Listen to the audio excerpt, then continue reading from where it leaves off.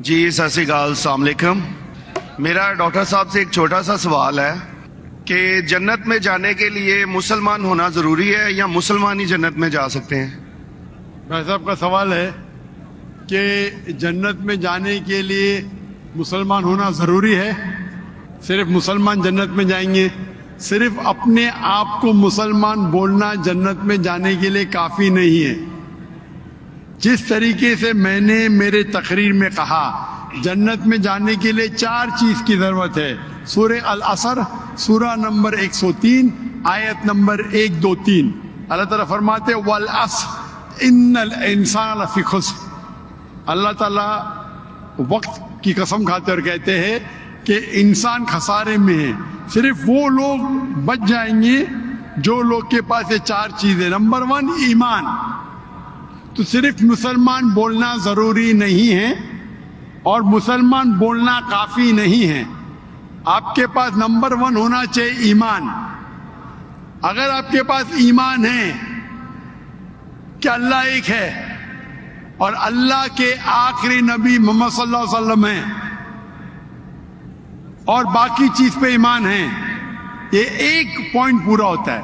Number 2 اچھے اعمال، عمل صالحات۔ نمبر 3 وتواصوا بالحق، لوگوں کو حق کی طرف بلانا۔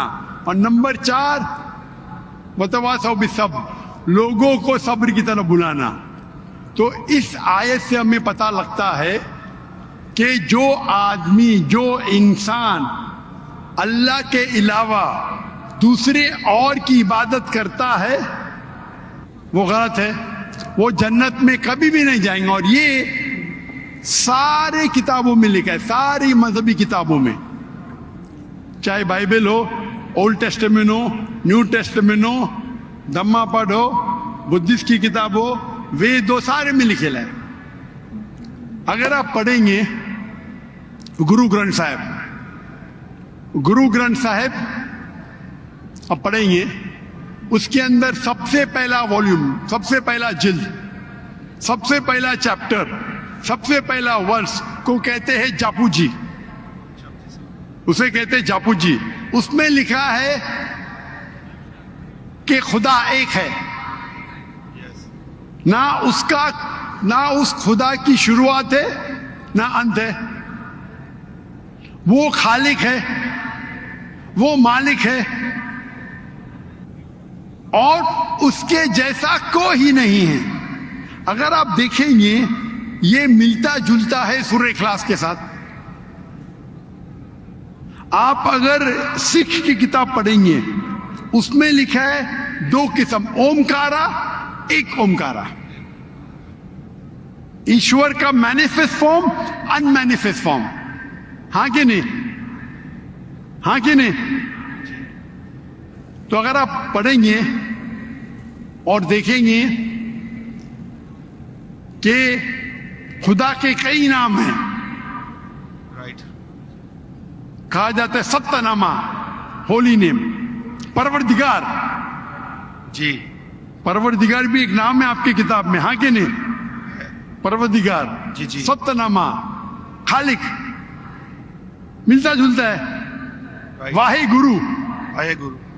لیکن اگر آپ عمل کریں گے، اگر آپ شرک نہیں کریں گے، اللہ کے علاوہ کسی اور کی عبادت نہیں کریں گے،